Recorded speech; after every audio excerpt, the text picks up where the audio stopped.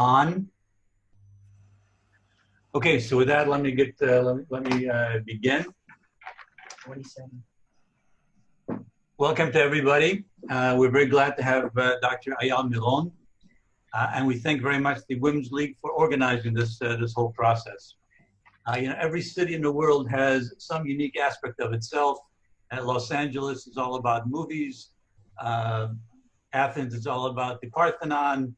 Egypt is about the pyramids, and we have Jerusalem. Jerusalem is our big export. It's our storyline. It's our history. People have been coming here for centuries, fighting over it, and trying to get a piece of what we have today.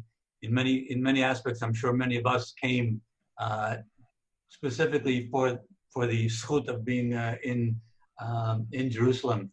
And we've got a great story to tell, and that's why I'm so excited about having Dr. Meiron speak to us and telling us a story about Jerusalem. It's going to be a fascinating story. Deborah and I have heard him before.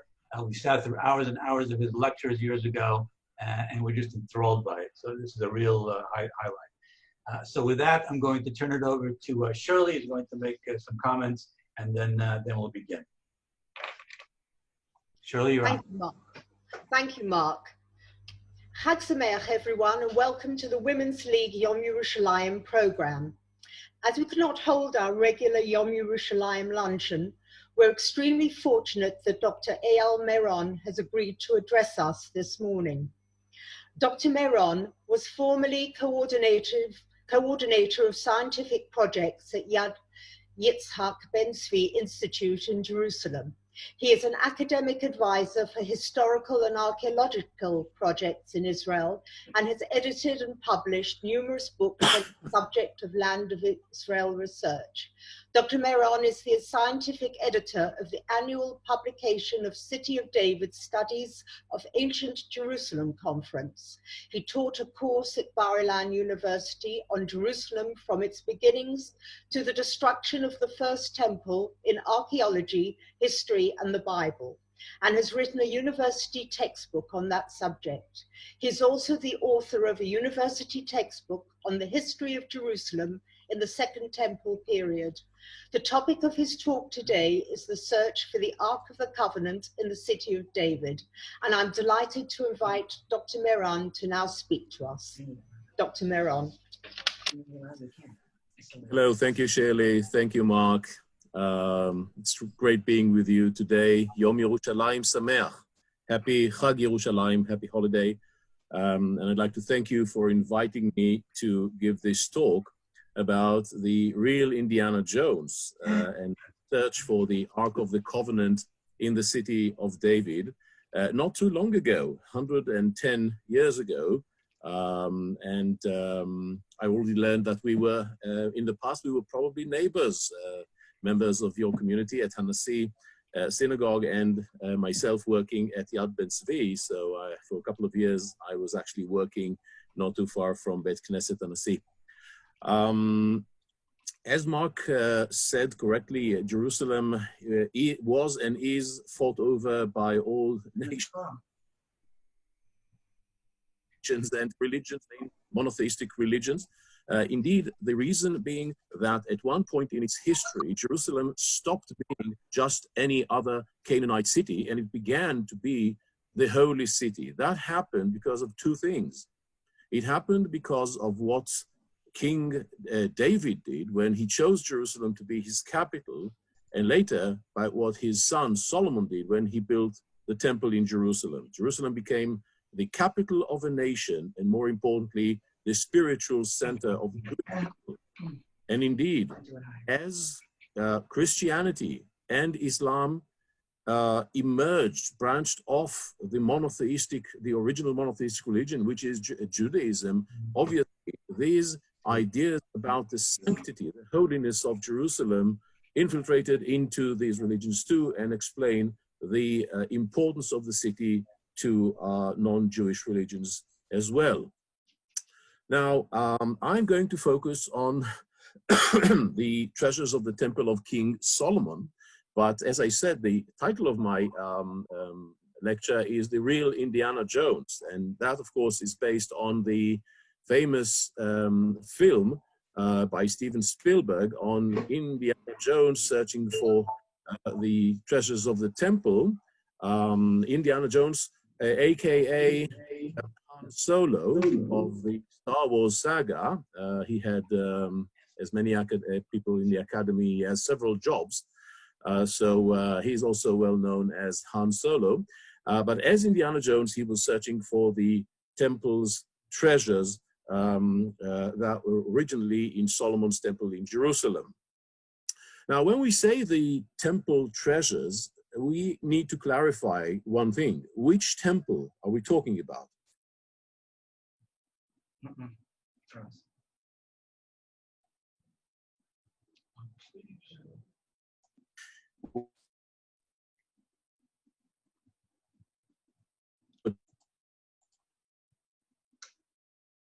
think I touch this thing here. No. Oh, shit. People like you. Yes, they do. Did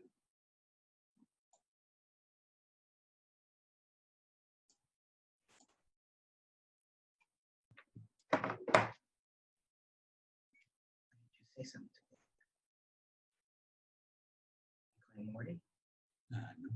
No, it stopped. I think he went off. No, he's there. Where? On the right-hand corner, he's talking. You have to unmute him.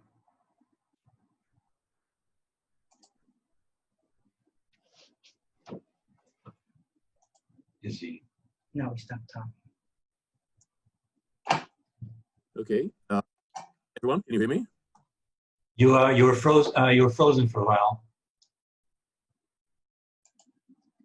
Go back to which temple we were talking about. You were frozen for a minute or so. He's frozen He's again. frozen again. He said after which temple were we talking about? That's where he froze. Great. He got up to walk around. רחלי, עברתי לכאן. Okay. I think that's helping. What, that he moved? Yeah. Is that better? We can hear you now, yes. Just tell him where he stopped. Okay. Which Probably temple? bad connection here. You at the point of which temple were we talking about? Yes. All right. Can you hear me now? Yes, we can hear you. Yes. Okay. Sorry for the bad connection. We do have that problem here at Har Choma in South Jerusalem. So anyhow, I was saying that we had two temples. The first temple, which was destroyed by the Babylonians, and the second temple built by the returnees to Zion in 516 BCE and destroyed by the Romans. I'm not going to deal with the second temple treasures. It's an interesting issue in itself, but it's a topic for another lecture. I'm going to focus on the first temple period, the temple built by King Solomon. Now, here you can see a reconstruction of Jerusalem right before the temple was built, around the year. This picture or this reconstruction relates to the time, around the time of King David, around the year 1000 BCE. And you can clearly see the area of the city of David here. And over here is the palace of David, presumably at the location of the entrance to the city of David today, according to excavator Eilat Mazar. On the left-hand side here, you can see the Western Hill. The Jewish quarter is roughly around here today, and on the other side is the Mount of Olives. Okay, so, oh, by the way, this is, of course, the Siloam Pool, Brechat HaShiloach. Now, the temple was built by Solomon on this hill known as Mount Moriah. It's not really a mountain, it's a small hill, but for us here in Jerusalem, it is a mountain. And you can see the temple, hardly noticed here, but it is a temple. And this addition here was added by King Solomon, according to my reconstruction. The first temple looked roughly like that. This is a reconstruction I made a couple of years ago. We can see here the courtyard around the Temple of Solomon. This is the sea, the large container of water. Here we have smaller basins, 5 on each side. This is the altar of sacrifices. These pillars here are Yachin and Boaz, and here is the Ulam, the entrance hall, the Heichal, the holy, and the Holy of Holies is inside, so you cannot see that. This is roughly the way the temple would have looked like 3,000 years ago in the time of King Solomon.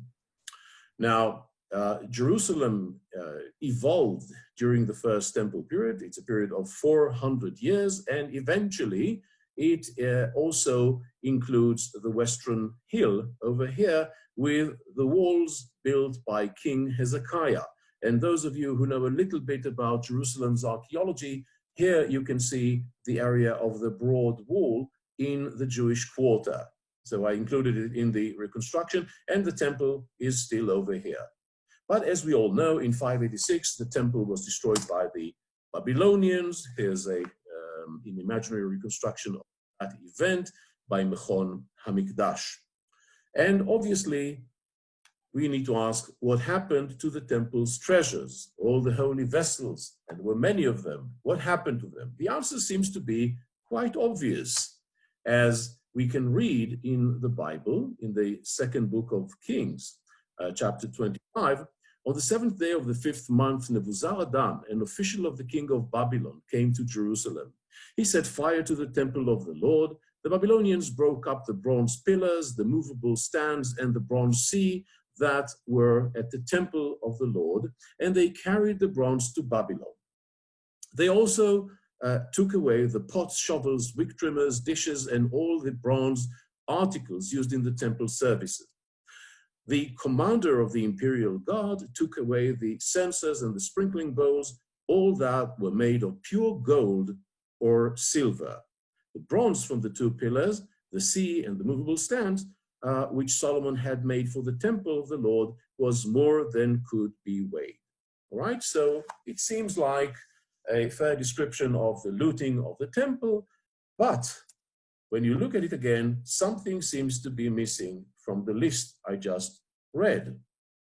And the something that is missing is, of course, the most precious and the most important holy vessel in the temple. It is, of course, the Ark of the Covenant. The Ark of the Covenant is a wooden gilt box, a little more than 1 meter long, a little less than 1 meter wide, and a little less than 1 meter high. Inside the box is not so important. It's the interior, the content of the Ark. It's the most precious object, the 10 Commandments. And there are disputes among scholars as well as Chazal, the rabbis, as to whether it included, it had in it the broken original tablets together with the ones written by Moses, or perhaps only one of them. Will not deal with this interesting topic. So it's quite clear that it's missing from the list, but there can be a very plausible explanation for that fact that the box is missing. Firstly, maybe it wasn't so important for the Babylonians, right? They were looking for gold, bronze, silver. This box is so tiny. It is gilt. It's not even gold. It's not made of gold. It's a wooden box. So maybe they thought, in their eyes, it looked not so important. Maybe that's why it's not from the list. It's not in the list. But wait a second, the list was actually written by Jews. Maybe it was based on Babylonian sources. Would a Jewish author ignore the most important part, which is the Ark of the Covenant? Well, you may say, maybe the original list was complete and what we have in the Bible lacks a few parts. Okay, I'm with you. Let's assume that this is indeed the case and the Ark was indeed looted by the Babylonians. But how can you explain then that when the Jews returned to Zion in the book of Ezra, we have a list obviously not a complete list, of the treasures of the temple, which were given to the Jews by the king of Persia, Cyrus. And in that list, let's read it together, King Cyrus brought out the articles belonging to the temple of the Lord, which Nebuchadnezzar had carried away from Jerusalem and had placed in the temple of his God. So now we know that the temple vessels were not destroyed by the Babylonians. They were not melted. They were inserted into the temple of the pagan deities in Babylonia. Now, Cyrus, king of Persia, had them brought by Mithridates, the treasurer, who counted them out to Sheshbazzar, the prince of Judah. In all, there were 5,400 articles of gold and of silver. Sheshbazzar brought all of these along with the exiles when they came up from Babylon to Jerusalem. Okay, so we have a reference to the artifacts being brought to Jerusalem, yet the Ark of the Covenant, the most important vessel in the Jewish temple, is not mentioned. But you may say, well, you see, we don't have a complete list here either. Maybe it was important, but the list misses it because it misses so many other things. Well, maybe you're right. But what about the testimony from the Second Temple period and the Mishnah and Talmud? In Tractate Yomah, we read that in the Second Temple, it's a clear statement, the Second Temple, Holy of Holies, was empty. There was no Ark of the Covenant in the Second Temple period in the Holy of Holies. No explanation is given to that claim, but it is clearly stated. So, judging by the different records that we have from the Bible, First Temple, the looting of Jerusalem, from the Bible, Second Temple, the book of Ezra, the return to Zion, and from the sages' sources, the Mishnah and Talmud, I think we can deduce, we can infer that indeed the Holy Ark, the Ark of the Covenant, was not in the looted objects. It simply disappeared. Okay. So the Ark must have disappeared before the destruction of the First Temple. Otherwise, the Babylonians would have taken it. How did it happen? Who took it? There are different explanations, possible explanations for that fact, because as you imagine, I'm not the first one who noticed that the Ark is missing. So obviously, people tried to find an explanation to that odd fact. And indeed, the Ethiopian Christians in Ethiopia, the Ethiopian Christians in Ethiopia claim that the Ark of the Covenant was actually stolen by the Ethiopians from the Holy Temple in Jerusalem. According to their tradition, which is recorded in a book called Kabra Negest, the Book of the Kings, the most important historical, mythical book of the Ethiopian nation till this day, it is stated that King Solomon had a son from the Queen of Sheba. Now, we know about the relations between Sheba and Jerusalem from the Bible, but the Ethiopian tradition adds that the Queen of Sheba, who's considered to be by them to be the Queen of Ethiopia, actually had a son from King Solomon. The name of that son, usually it is mentioned as Menelik. Actually, this is not his name in the Kebra Negest. His name is Baina Lachkem.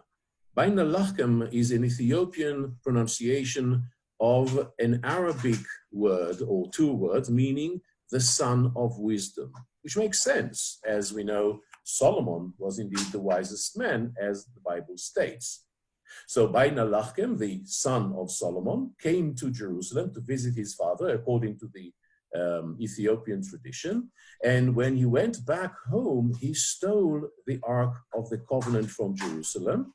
Instead, he had a replica of the Ark of the Covenant put in the temple so that no one noticed that he stole it, and he managed to take it back to Ethiopia. Until this day, according to the Ethiopian tradition, if you wish to see the Ark of the Covenant, all you need to do is go to Aksum, where there's a church called the Church of Our Lady Mary, Mary of Zion in Aksum, and inside that church there's a chapel, the Chapel of the Tablet, where the original Ark of the Lord is still preserved. Obviously you can't really see that, it's dangerous, you'll get blinded, and therefore only the designated priest can see the Ark. But it's there, according to their belief. Okay, so we have a nice legend here. Jewish tradition, on the other hand, has it that that the Ark of the Covenant was hidden safely before the conquest of the Babylonians, in the time of King Yehoshua, many, many years before the destruction of the temple, because he foresaw the looting of Jerusalem in the future. Where was it hidden? Well, there are two main traditions. One outside Jerusalem at Mount Nebo. And the other tradition, which is more important for us, is that the Ark of the Lord was hidden right where it stood, under the floor of the temple. This is a tradition which is attributed to Rabbi Yehuda in tractate Yoma, in the Babylonian Talmud. So the Jewish tradition claims that indeed the Ark of the Lord is still here in Jerusalem. Now,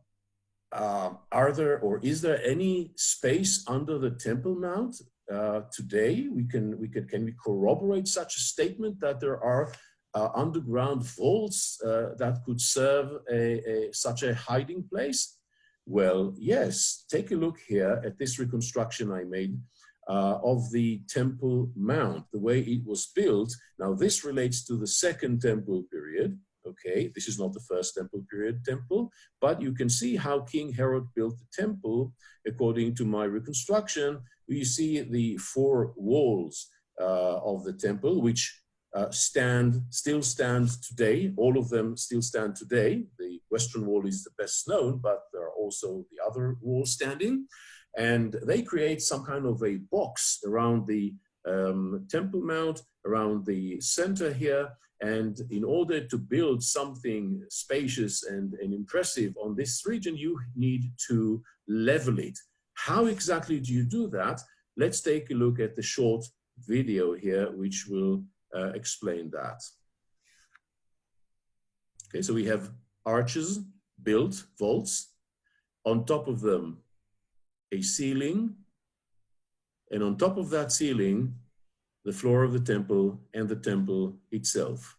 Okay, it was quite quick, I know, but I hesitate to do it twice because it may just cause the presentation, the PowerPoint to collapse. So hopefully you manage to understand what's going on in here. Okay, so that's the reason why people who knew about the Jewish tradition about hiding the Ark of the Covenant under the Temple Mount, and they also knew that there are underground cavities and holes at the site, presumed that indeed the Ark of the Lord is still buried somewhere, hidden until Judgment Day, until the Messiah comes.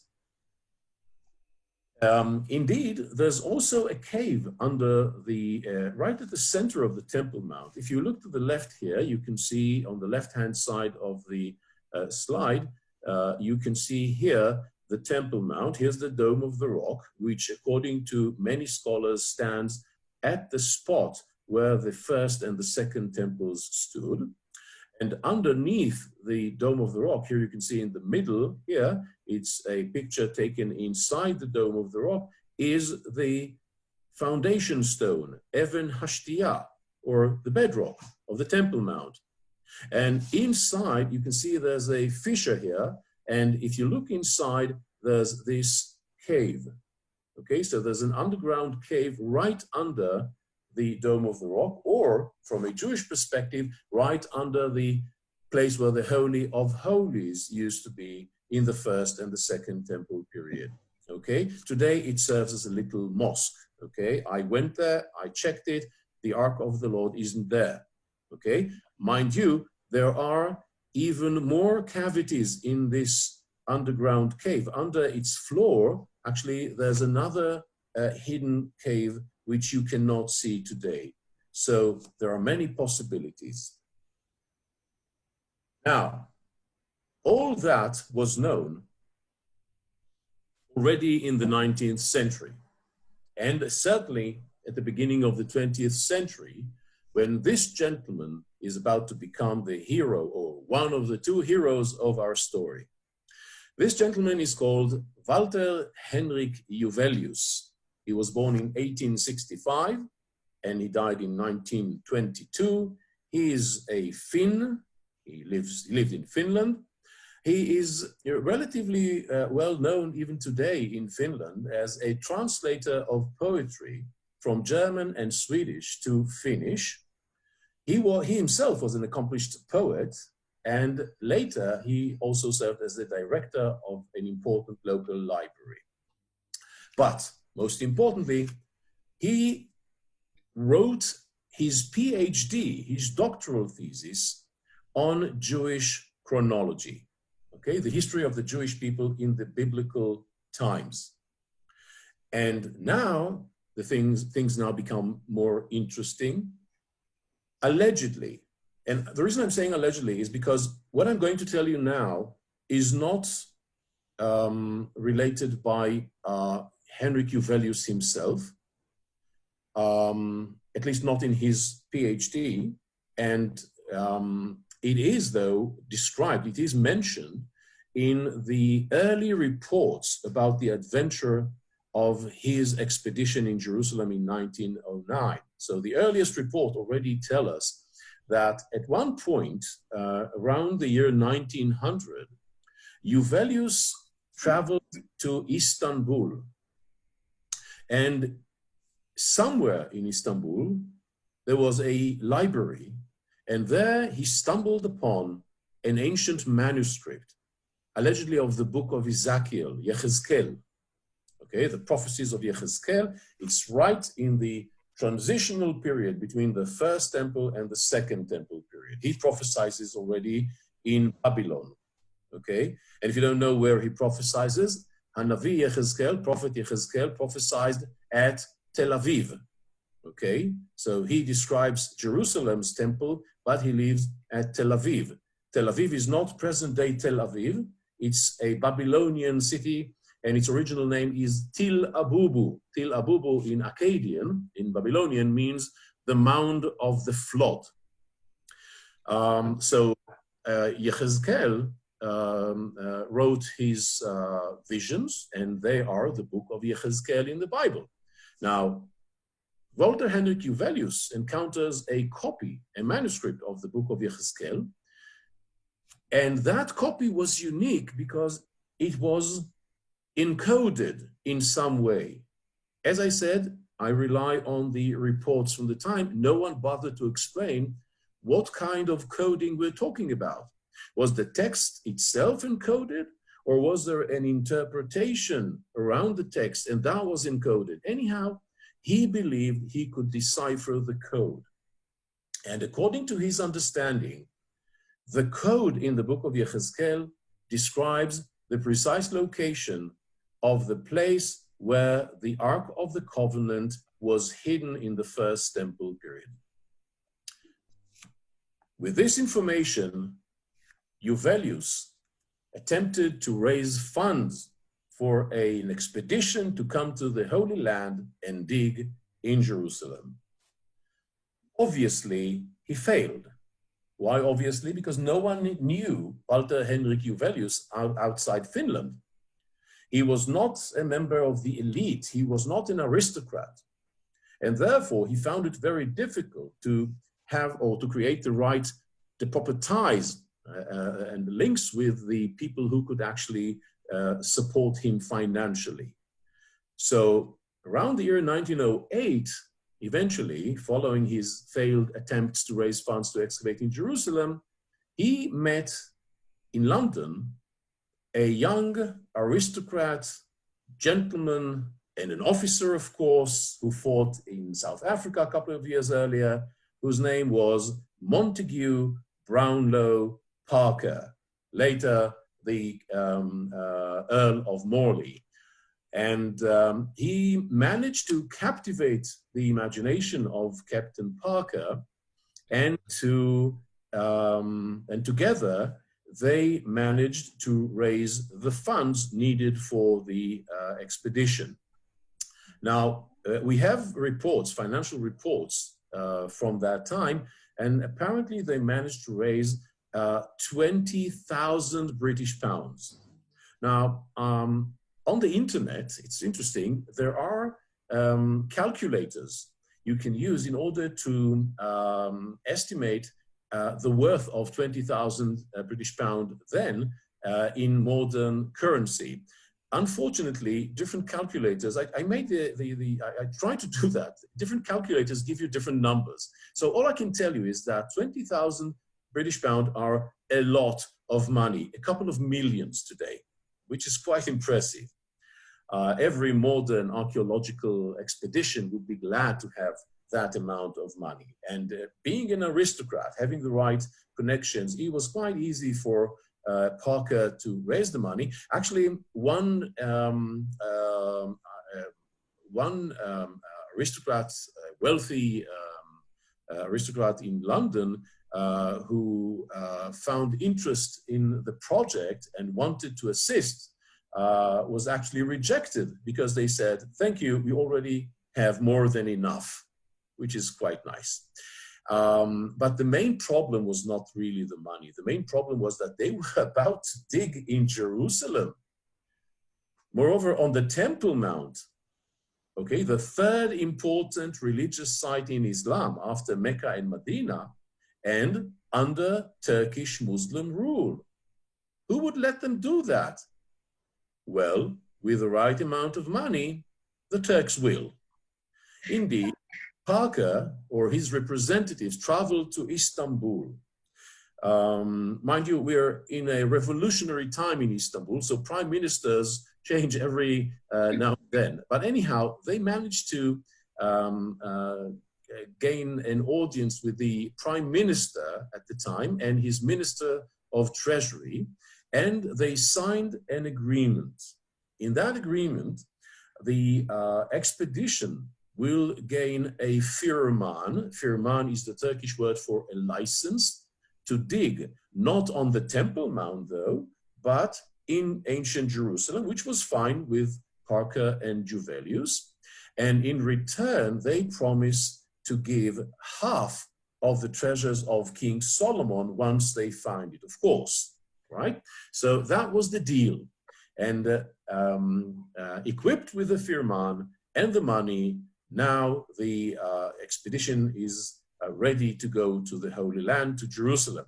But the Turks didn't trust the new allies. They were British, and therefore maybe they have a hidden agenda. So what they did, the Turks, they sent together with Parker 2 Turkish commissioners, just to make sure that if they do find the treasures of the temple, they do not forget to hand over half of the sum.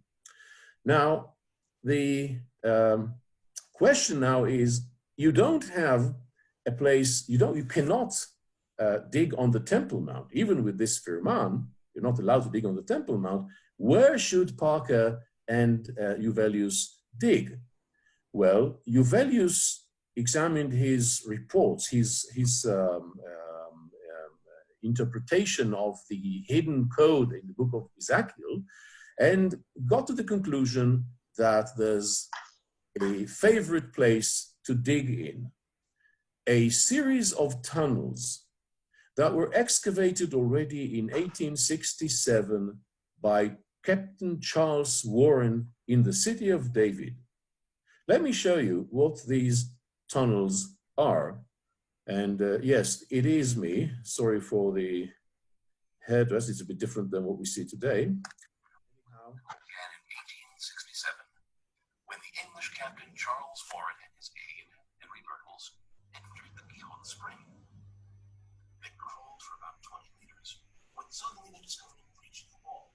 And behind it, the bottom of the vertical shaft reached a height of 13 meters. These machines scaffold increased the inside. Warren and Myrtles climbed up the shaft.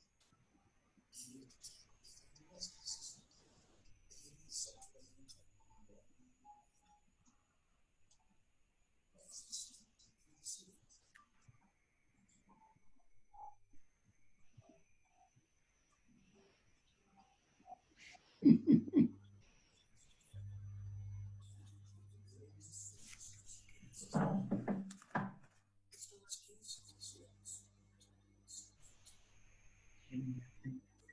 It's fascinating.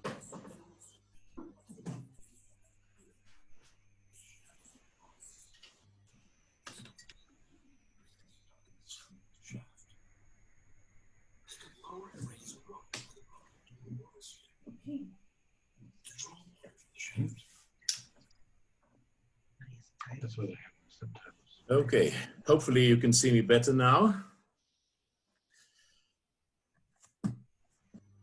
All right, so Warren discovered what he thought is part of the ancient water system of the city of David. But Uvelius had a better idea. Uvelius thought, and he convinced Parker that he's correct about that, that this cannot be just a water system. He believed that this was made by the ancient Jerusalemites to create a secret passageway from the city of David up to the Temple Mount. So if we clear the mud and debris found at these complicated system of tunnels underground in the city of David, we will probably find the way to the Temple Mount. That was the idea.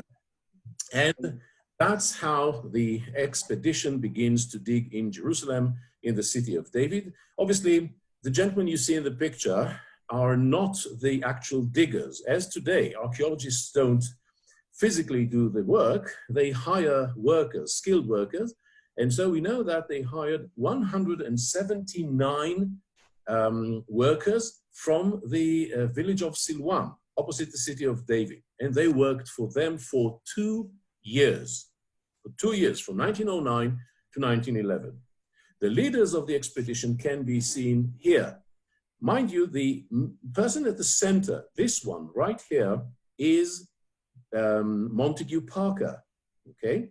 But if you look carefully, we see several European characters and 2 Turkish characters wearing a tarbush, the Turkish typical hat here and here.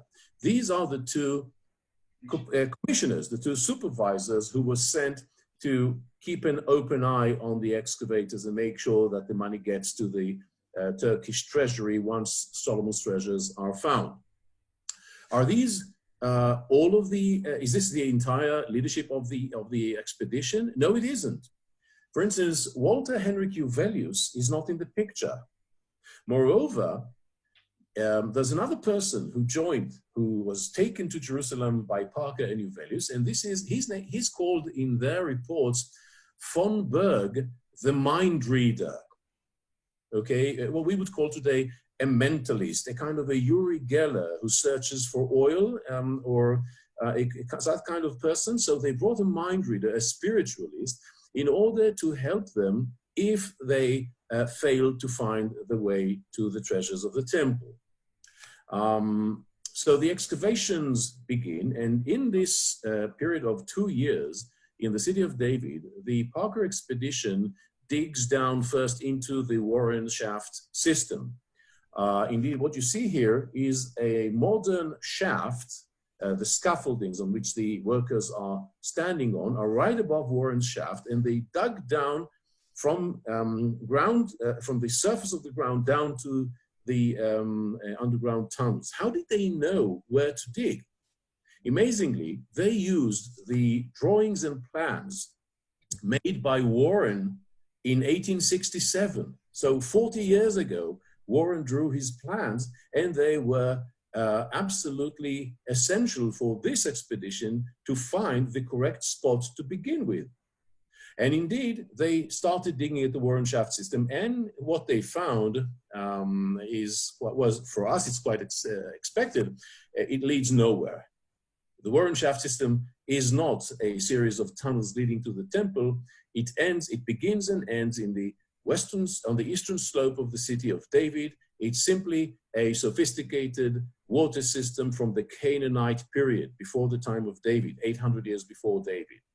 Part of it is artificial, part of it is natural, the shaft itself, but it definitely has no connection to the temple. And by the way, if you look at the picture here, you can see here on the right-hand side the Mount of Olives. This is the Kidron Valley. Okay, so we're looking north, and we should see the Temple Mount. Indeed, this is the Temple Mount's southeast corner, and this is the southern wall of the Temple Mount from the Second Temple period. So this is the city of David, and they're digging right above the Gihon spring. So once they realize that they failed, they start digging in different directions with no plan, with not having any idea where they go. And they are now facing a major problem, because people in Jerusalem, remember, Jerusalem has Muslims, Christians, Jews, and they are very suspicious of the work of this expedition. What are they doing there? And indeed, rumors now spread about this expedition, that they're looking for the treasures of the biblical kings. And to face this rumor, it's a public relation disaster, obviously. They need to face it. The members of the expedition, Parker and his friends, decide to show that they are serious archaeologists. How can you do that when none of them is an archaeologist? Well, you hire the services of an esteemed archaeologist. And in this case, unfortunately for the Englishman, he was a Frenchman who lived in Jerusalem. His name is Louis Hugues Vincent, one of the greatest scholars ever living in Jerusalem. And they hire his services. Now here, he looks very old, but he was quite younger in 1910 when they, or actually the end of 1909, when they hired his services. Remember Vincent, because he will publish a book about the excavations once it's over. So they hire the services of Vincent and continue digging, and Vincent meticulously recorded everything they found. They allowed him to walk around and copy and draw and make plans and take pictures of whatever they found. And in this case, this is one of the fascinating finds of the expedition on the slope of the city of David. It's a room from, now we know it's from the First Temple period because it was re-excavated recently.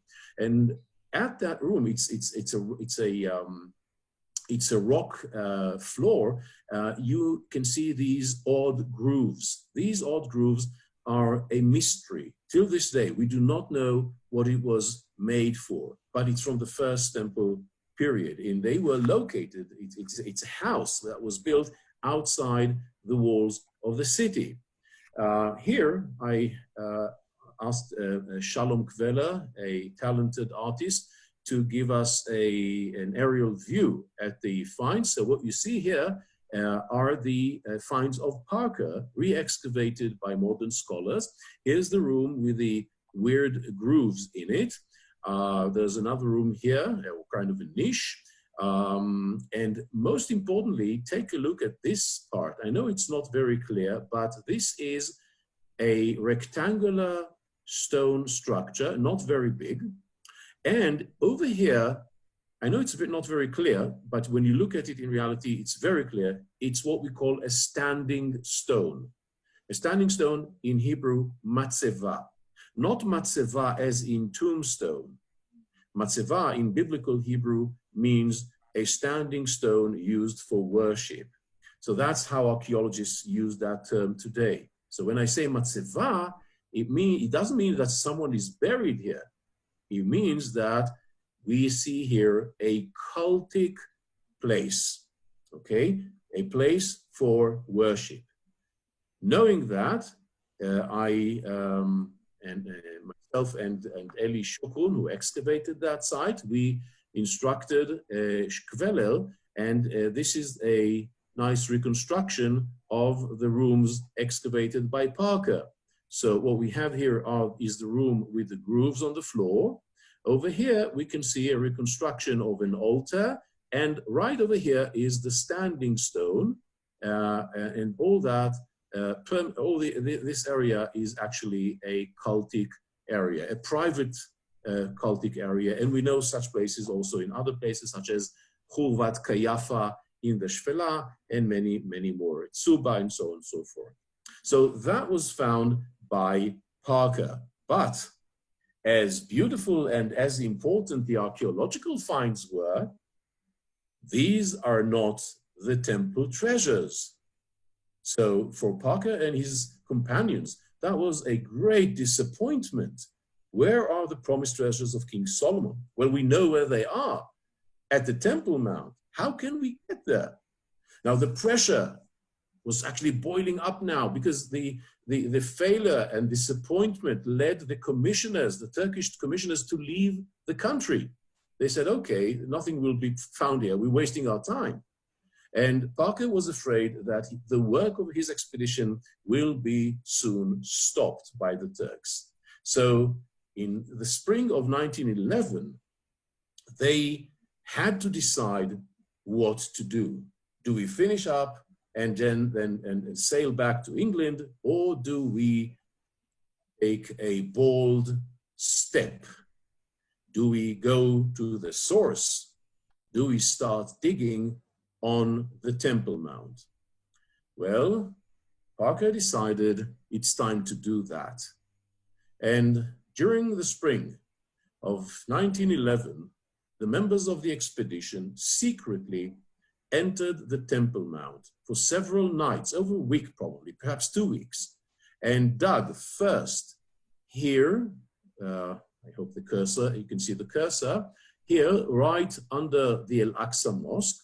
And then when they failed, when they failed to find anything over here, they decided to go to the center and started digging at the cave I showed you earlier, right under Even Hashtiya, right under the dome of the rock. But wait a second, I just said that we're under Turkish Muslim rule. Why would the Turks allow them to dig there? Well, the Turks didn't. What Parker did is he negotiated with the Sheikh of Al-Aqsa. Al-Aqsa is the name of the entire compound. In Arabic, the compound is called Al-Haram al-Sharif, the noble sanctuary, but also Al-Aqsa, meaning the furthest. I'm not going to explain it now. It comes from the Quran in Surah 17, verse 1. But most importantly, there's a sheikh, there's an official who's responsible for running the Temple Mount. So Parker negotiated with him and bribed him. As you recall, he had lots of British pounds. So he started giving it up. And indeed, the sheikh was happy to call off all the officials, all the guards at the Temple Mount for 2 weeks. He told them, you don't need to come, I'll manage here alone. You stay out, he says to his men, and when Parker comes during the night, the Temple Mount is empty. Mind you, it's the spring of 1911, and Jerusalem was quite a crowded city in 1911. Tens of thousands of people lived in the old city of Jerusalem. Moreover, it wasn't just spring. It was a coincidence of Pesach,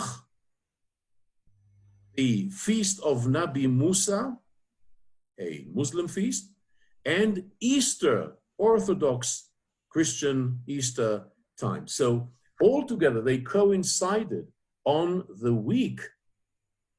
same week when Parker and his expedition dig on the Temple Mount. You couldn't pick up a worse time, even if you tried really hard to dig on the Temple Mount. All of these sensitivities are triggered. Let me show you here Jerusalem in 1911, just to give you the feel of how the city, oh, not this one, how the city looked like at that time.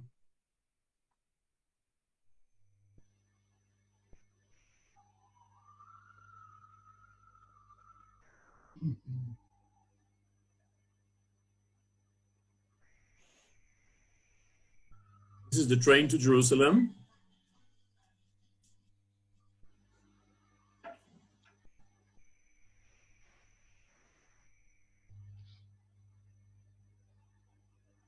This is Hatachana Rishona, Remez Street, the train station. Modern Jewish neighborhoods opposite the old city, and this is already the old city itself.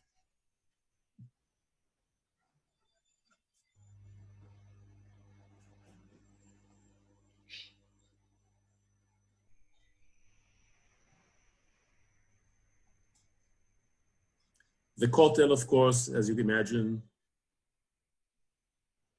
The chain streets, that's what we've seen right now.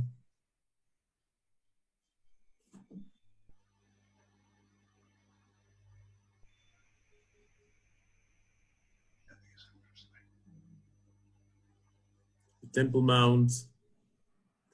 So this is what Parker and Uvelius saw with their own eyes. They were digging on the Temple Mount. However, something happened that ruined their plans. You remember that Sheikh Khalili, the Sheikh of Al-Aqsa, who was responsible for the Temple Mount, told his people that they can stay at home during Nabi Musa feast, and they don't have to come to work to guard the temple. He obviously bribed them too, but there was one guard who had a problem at home. Even though he didn't have to go to the Temple Mount during the night, he had a problem because his wife invited her family, and the house was simply packed with visitors. So he told his wife, listen, my dear, I'm going to have a nice night's sleep at the Temple Mount. I don't wish to be here and interrupt. See you in the morning. And when that guard enters the Temple Mount in the middle of the night to find a nice spot to sleep, he suddenly notices that the door of the Dome of the Rock is open and there's a flickering light seen through the door. He immediately runs to the place to see what's going on. And to his great astonishment and fear, what he sees is a group of Franks, of Europeans, digging in the third holiest site for Muslims. And of course, he runs out shouting and screaming, wakes up everyone in the city, and the expedition, the members of the expedition understand that this is it. They need to run. They need to run for their lives. So they fled Jerusalem immediately, riding their horses back to Jaffa, where their yacht, the Water Lily, waited for them. They raised anchor and sailed back to England. That was the end of the expedition's work in Jerusalem. Parker later attempted to come back, but he was advised by his friends in the city not to step in Jerusalem again, not to put his foot again in Jerusalem, because he will be arrested. So the Englishmen were lucky enough to escape, but immediately an investigation committee was nominated by the Turks to find out what happened. There was an outcry in the streets of Jerusalem. People demonstrated, cursing the governor for neglecting to protect the holy site. So a committee was elected to investigate what happened, and they found the blame. They arrested the poor Armenian interpreter of the expedition, who was not lucky enough to escape. He was the last one to stay behind, and so he was sent to prison and everyone was satisfied except for his family, I guess. So what was the result of the expedition? Well, the most important result was that eventually, even though these were treasure hunters and they had no interest in science, they were accompanied by one of the greatest scholars of the time, by Louis Vincent. And as a result, a year after the expedition has ended, Vincent published a book in French and immediately in English, describing the archaeological and scientific results of the expedition's work in the city of David. It is an important book. By the way, a couple of years ago, it was translated into Hebrew by Professor Ronnie Reich, who excavated for many years in the city of David. And it is a vital book for those who wish to understand the archaeological remains of the city of David. Some of them were revisited, as you saw before, by modern scholars. Some of them are still hidden in the ground. But what about the treasures? Did eventually they find the treasures? I mean, I told you that they dug there for about, what, 2 weeks or so. Were there any results? Well, if you read the papers, the answer is yes. Gone with treasures, that was Solomon's. English party vanishes on yacht after digging under the Mosque of Omar. That's the Dome of the Rock for us. Said to have king's crown, also his ring and sword. Turkish government sends high officials to Jerusalem to investigate. This is the New York Times, May 5th, 1911. Okay? Since that, I learned not to believe what you read in the papers. But, you know, that's just me. Anyhow, according to the rumors, yes, they found some interesting artifacts and they looted them. Is it correct? Is it right? Did it really happen? Well, I don't know. I don't really know. What I do know is that we have some remnants of the expedition's work found in Jerusalem during the 1990s and early 2000 works done by archaeologists in the city of David. What we have found are the tools used by the workers of the expedition here to the left. And over here, you can see a rusty bucket, one of 2 or 3 that were found inside the Warren shaft system. So I can definitely say that this is one of the outcomes of the Parker expedition. But did they really find the treasure of the temple, the treasure of Solomon? I leave it up to you to decide. Thank you very much, ladies and gentlemen. If you have any questions, I will be delighted to answer them. Oh, fantastic. Are there any questions from anyone? First of all, Dr. Meiron, could you take off the screen share so we can see people, the screens themselves? Oh, yes. Okay, just 1 second. Okay. Okay, so we've taken off the screen share. Now, anybody who wants to ask a question, if you look at your screen, put your cursor at the bottom of your window, you'll see a little icon there called reactions, and it'll show you either hand clapping or a thumbs up. If you click on that, I'll know you want to ask a question, and then I'll unmute you. If I unmute you and everybody at the same time, there's going to be a balagan. So if you have a question, click on that icon under reactions, either one of them, and I will, I will unmute you. You'll moderate it. I'll moderate, right? Okay, I'm looking. I'm panning across the. I've got 2 screens here. Carl Jacobs. Oh wait, hold on. Carl Jacobs, where are you? Carl, you have a question? Okay. You're unmuted, Carl. Go ahead.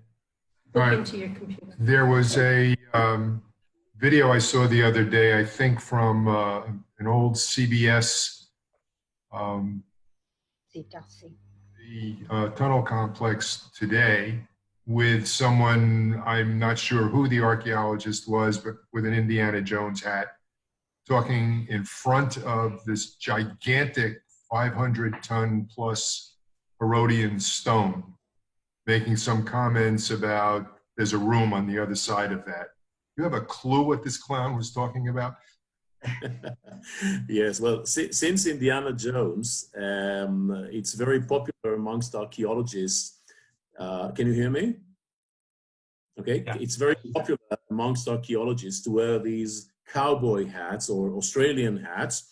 I think that's one source of inspiration. The other would be Zahi Hawass, the famous archaeologist from Egypt, who's also known for having that extravagant taste. So I don't know if you've seen an archaeologist over there. Sometimes in these documentaries, the History Channel or the BBC and so on, and I did some for almost everyone. I can tell you that sometimes the interviewed persons are not actually real scholars.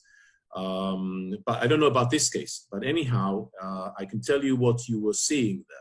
What you saw was the largest stone in the Western Wall. It's located in the Western Wall tunnels. That stone, according to my personal calculations, is about 600 tons. 600 tons. It's quite impressive.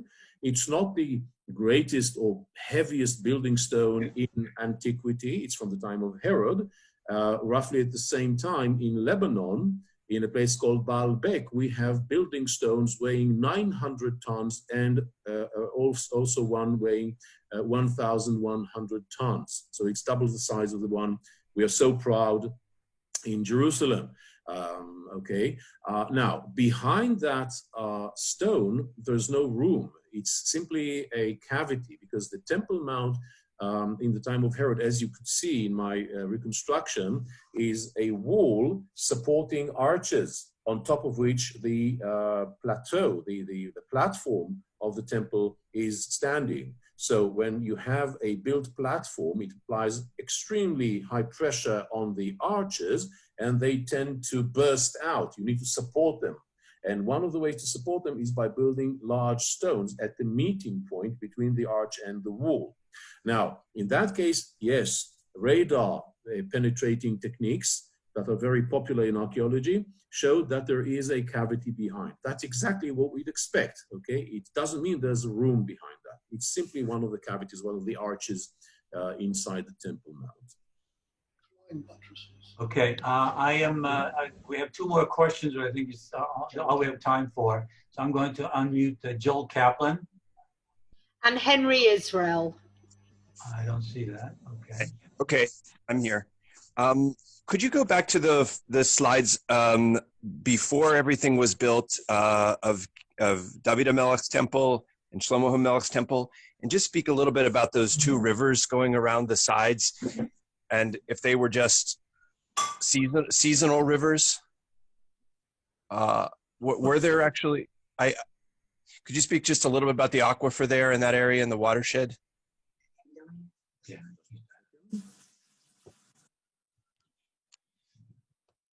You see? That one? Yes. I'm sorry, no, the one before you said. Yes. Okay, let's take a look at this one. Okay, I'll just move your pictures, ladies and gentlemen. Hold on tight so you won't fall. Right, now I can see. All right, what you see here, can you see my cursor? Yes. Okay, this is the city of David. Okay, here is the Temple Mount or Mount Moriah. Right over here, we see the Mount of Olives, and to the left is the Western Hill. Okay, now there are two valleys here, not rivers really, but valleys. The one on the right-hand side is called the Kidron Valley, and the one on the left-hand side is called the Central Valley, or the Tyropean Valley, or the Cheesemakers Valley, as it is also usually translated. It's a Greek name, and we find it only in Josephus Flavius's treatises. And these are dry valleys. Only in the winter do we have water.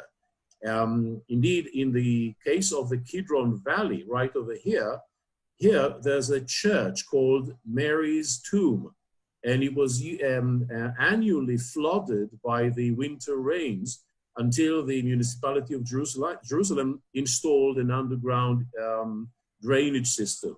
So it is quite wet during the winter, but it's dry during the summer.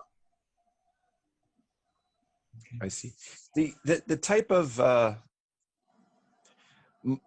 mold and mildew that's spoken about in the parsha that we had 3 or 4 weeks ago, was that only in the Sinai Desert, or was it in this area too that we still kind of get in a lot of the apartments? Could you repeat that, please? Just 1 second. I'm sorry. I have to turn off something here. Okay.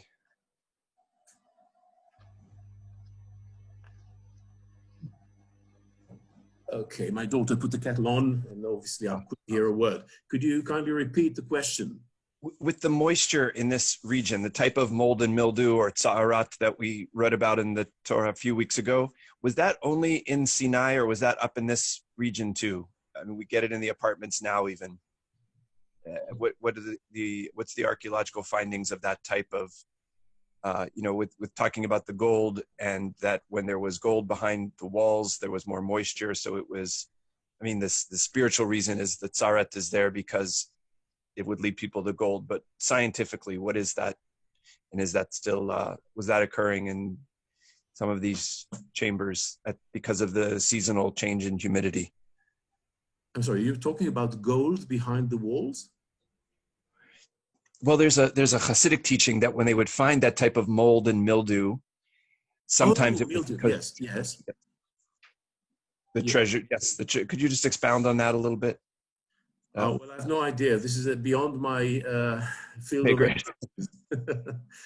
Maybe others have questions. Yeah. Henry Israel has a question. I think he's muted, but let me ask it for him. He wanted to know, Henry was asking what happened to Parker subsequent to all these events. Parker went back to England, and he later became the, I think it's the Earl of Morley, member of the House of Lords, and a politician, basically. So he never got back to the archaeological issues or that he was interested in during this adventure in Jerusalem. Okay. We have one last question by Shirley Shine. I'm going to unmute her, and I think with that we'll conclude. Let me unmute Shirley. Go ahead, Shirley, you're on. That's Shirley. I'm sorry, I think you're muted. Shirley, unmute. Sometimes it doesn't happen immediately. There it goes. It's unmuted. Unmuted. No, it's not. It went back again. It doesn't respond immediately. Sometimes it takes. Oh, here you go. Now she's unmuted. Okay. My question was about the overall use of ground sensing radar, and you said archaeologists have used it. Is there an extensive mapping of the area under the Temple Mount that is available to the public? Well, ground penetrating radar is a method used by geophysicists who assist archaeologists. Unfortunately, even though it is quite common in modern archaeological digs, even in Jerusalem, you need to know how to interpret the finds. I witnessed once an attempt to do a ground penetrating radar survey of the Givati parking lot in the city of David. That was about 15 years ago, and according to the results, it was a huge wall right underneath our feet. So they started digging there, and of course nothing was found. So you can be misled by that. But with regards to your question about the Temple Mount, obviously this would be a great idea, but you don't need that. And the reason is simple. Warren, the great Warren, did that already for us without radar. He physically